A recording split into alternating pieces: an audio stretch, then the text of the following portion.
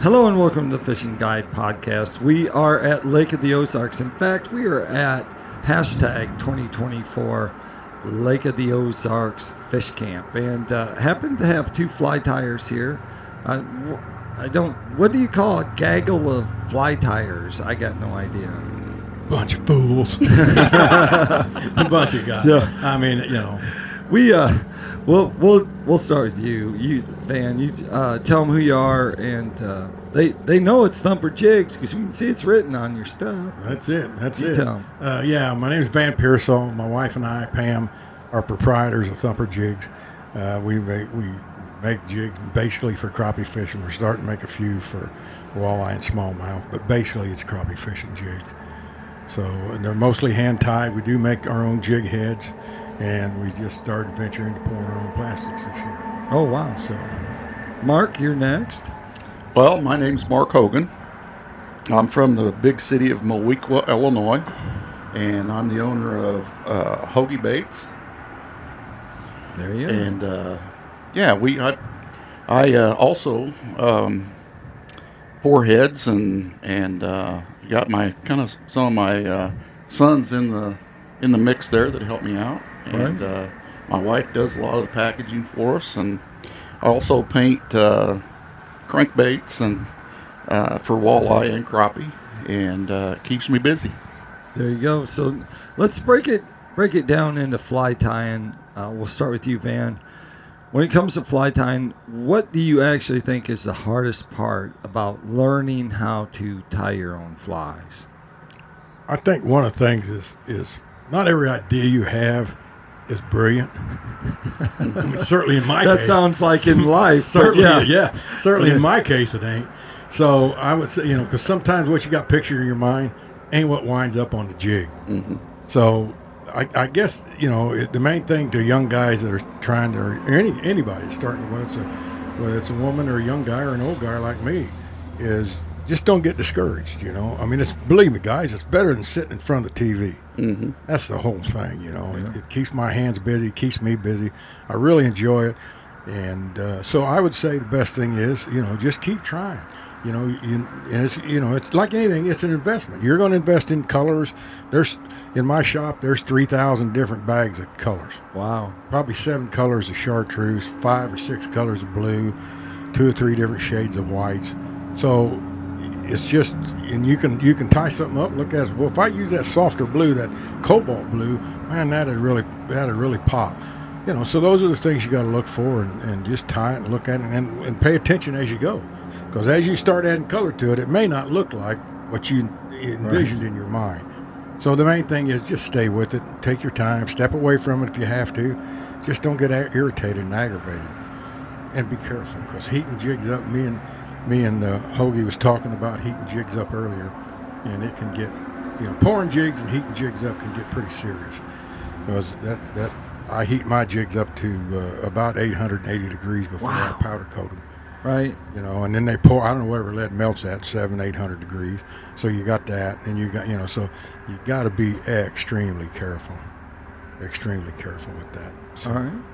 Mark, question for you is materials. Mm-hmm. How do you know what kind of materials you're going to use? Because you basically, the anatomy of a jig is probably the head, mm-hmm.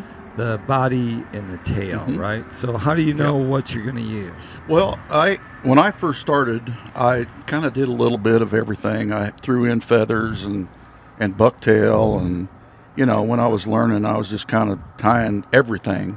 Uh-huh. And after a while, I just kind of started zoning in on what was working for me, and which I tie exclusively bucktail, and I know Van ties with some synthetics, and so it's really just trying to find what your groove is, and then once you find that groove, then you've got to figure out you've got to catch the fisherman with that jig, right. And then the fishermen need to catch fish with that jig, so that the job's not over when you get the jig made. You once that thing catches some fish, then you're on to something. Yeah, and so I guess that takes us to color patterns. And so color patterns, Recently, here at Lake of the Ozark at our fish camp, someone comes up to you and says, hey, I want you to make something like that. Yep. Custom color. And so tell us about custom colors. Sure. Mark. Well, and you can tell us about the exclusive no one knows about, Stacy. So, Stacy Rogers. No. Stacy Owens. Stacy Owens. I know it's Stacy Rogers. Stacy Owens, I gave the writers and all of the pros and guides a little box of jigs to start the show, and Stacy used a couple of them, and he came up to me after that. No, not Stacy. Guys, I keep calling. That's how this whole thing started. Gosh, that's how the name of the lure started. Oh, that's just awful. So the name inside his boat, he has this. I'll tell this one. Okay. Anthony Owens is the guy that came to the Sorry, camp, Anthony. and so he kept calling Anthony Stacy as he was in there in his boat, and Anthony said he wasn't going to reply to him, and so in the end, you started building him a custom jig, right? Yeah, and I'll let you go. It says Stacy on the side of his boat, which is his wife. So, Anthony, sorry, buddy. Anthony come to me and said, hey, listen, can you tie me a couple jigs for tomorrow? I've got a couple heads. I want to give you a couple jigs. And I'm like, yeah, man, what do you want? And these guys, that's the thing. You got to listen to these pro staff guys and the guys that fish a lot, because they know what works. And so, you can sit there and think, I think this looks good or that looks good, but really listening is a big part of it. So I made him a few jigs, and so we were having a little fun with that today, and we named it Stacy O. So we got a sign in there that says new jig color Stacy O. So new color. Yeah, we're having a lot of fun with it. But he had a pink head and a pink body and a white tail, and I put some new flash that I just came across in it, and it was very successful for him. We did some purple and chartreuse and white for him, and he had a good day with that as well. Yeah. You've done custom colors too. When it comes to custom colors, do you think it's dictated by the reservoir that they're fishing? Clarity. Is that where it like all of a sudden you get a bunch from Mississippi or you get a bunch from a certain area, and it's that all of a sudden they all want the same color, or is it more predominant that Grenada Lake wants green? Well, Grenada Lake, for example, I spent 2 winters on Okeechobee fishing. Oh, okay. And I'd like to feel sorry for you. Me too, huh, Mark? Yes, Be sir. like, nope. The black crappie eat very small baits. Right. Okay, when you go to, we caught some 2-pound black crappie, and that's a big fish for down there, but there's a lot of good quality fish in that lake. Anyhow, when you go to Grenada, they want a 3-inch bait. Big, they're white crappie, big white crappie. They want a 3-inch bait. You catch fish, 2-3 pound fish at Grenada, and you take that bait, you go to Lake of the Ozarks, them fish swim a half acre to get away from you. You just scare them with it. Right. They just won't eat it. They want small. The reason is they feed, their basic source of food is grass shrimp. It's about that big. Right. And they eat and eat. Wow. Up in Grenada, this is what the biologist told me. He said they pull this lake down to near nothing all winter long. And then, they do. Right. And Grenada and Sardis and Enid, they're all on that same chain. And then along comes late winter, early spring, and they fill up. Well, what happens is all the nutrients in the lake and all the stuff falls dead when they pull all the water out. And then when they fill it back up, it's not only full of those nutrients, but it also is full of fresh, cold, oxygenated fresh water. Right. And it's like steroids for them fish. And he told me that is the reason that they get so big down there, is they're just like they're breathing in steroids. Yeah, they grow them big down right, there. and it's all because of that quality of that water. Yeah. But like it basically, the guy calls and says, well, what should I get? It's generally, I'm like, oh, you fish the lower end of the lake or the upper end of the lake? Is it clear or is it cloudy or is it muddy? Right. You know, whatever the situation is, I try to make. And when I tie a custom jig for a guy, I'll tell him, what do you want, what patterns you want. Then I tell him, look here, I got your number. I'll tie that jig up. I'll take a picture of it, and I'll text it back to you. Right. And you tell me if you want more blue in it, or you want more black, or you want more chartreuse, or if that's good. And if that's good, then we'll go with that. So that's generally how, I mean, when I get a custom order. But I always use, in a clean water, I use what we refer to as a soft color. Right. A whites, a light blue, a light orange, a pink, those kind of real soft colors. When you and you know, I know black and chartreuse and what they call bluegrass, blue and chartreuse, they're probably the best working jig that you sell more of than anywhere. And they seem to work no matter what. You know, but in dirty water, that's what you need, something like what we call it's a root beer colored one called a Kentucky bourbon.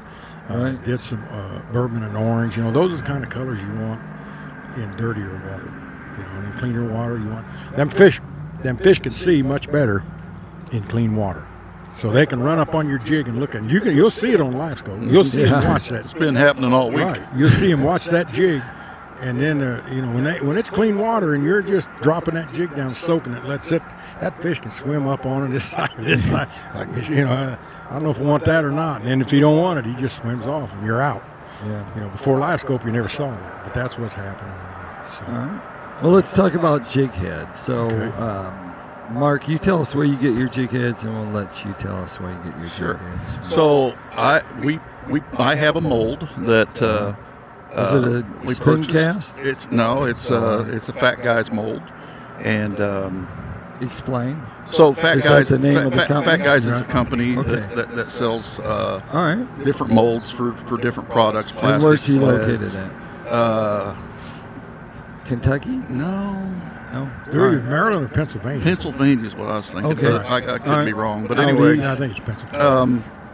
I do. I have quarter ounce. I have 5/8 ounce, quarter ounce, 8th ounce, 16th ounce, 32nd ounce, and I have a fella, and I have access to 64th ounce and some smaller ones. But Right.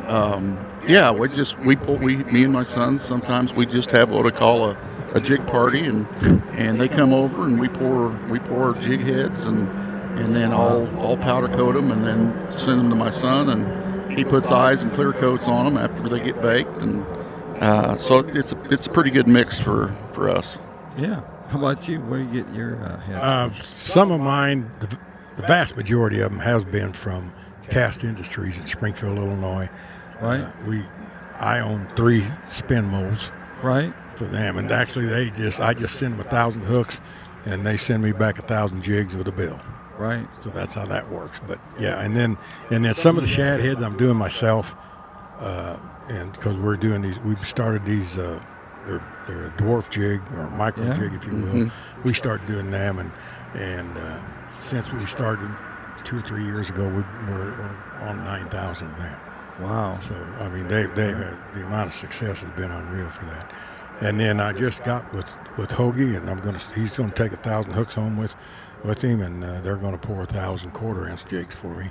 We're gonna get a little bit into the smallmouth and the walleye Right. fishing. You know, we're going up north where the big walleye and smallies live. Right. We're going to do a show in Minneapolis, Minnesota this year. Oh wow. So we'll be up there, and I'm gonna need some walleye and smallmouth jigs. Right. Okay, so let's give them a little education on jig heads. Tell us, just describe what an aspirin head is. Aspirin head or pill head. It's kind of a flat jig, and if you take an aspirin and lay it on its side, Right. that's what the lead head of that jig looks like. All right. Okay, I mean, you'll see the jig hook, and if you laid one to the side and then laid an aspirin right next to it, you see it in a heartbeat. All right. Yep. How about a football head jig? I don't do that. I don't either. Really? You guys don't do a little football head? No. We both No. do What's shad your heads. next? Oh, shad heads? Yeah. Well, We both do them. explain what a shad head looks like. Well, it looks like a head of a shad. I mean, it has eyes and gills and Like the body, that's correct. and that in it, and you know, it's another good one. I do some other things, some slap spoons Right. for Yeah. white bass, and Yeah. and You can never have too many slab spoons Yeah. in your boat because you're going to lose them. So Yeah. you just might as well get a bunch. Yep. So, yeah, there's a wide variety of stuff out there, and you just focus in on what works for you. All right, sounds It's, good. it's like Mark said, first off, you got to make a jig that's appealing to the eye. In other words, when Yeah. that guy comes up, sees your jigs, he's going to want to buy it. That's the first step. The second Right. step is he's got to throw it. Right. He's got to fish it. And then the third step is all of us. I don't care who. If you've been in the boat more than 40 minutes, you got a confidence bait. Mm-hmm. And if you're catching fish on my jigs and your plastic tube is a black and chartreuse confidence bait, in your head, you believe you're going to catch more or better fish on that tube than you will my jig or his jig. So we had to overcome that. Right. And then the third and final thing is, if he catches fish with it, he'll be back. And the greatest success is repeat business. There you go. That takes us to Tackle Time. Tackle Time sponsored by PICO Lures. PICO Lures has a complete line of hard and soft baits. They do have jig heads, but not the kind they're tying. But it's the kind that you still use for crappie, walleye, all those game fish. So you can check them out at PICOLures.com. Van, if they want to get some of your products, buy some of your jig heads, where do they go? It's Van's Thumper Jigs. .com. It's on the website. There'll be a huge update on the website probably in January. We're going to add our plastics in. Okay. And so. All right. And Mark? Hoggie Baits. Spell that for him. Hoggie. It's a nickname I've had since high school. And you can either reach me at 217-619-6879 or hoggiebaits.com. I've also got a Facebook page, and you can always reach out to me on that as well. All right, there you go. Like I always like to end the show, make sure you keep your hook sharp, your lures in the water.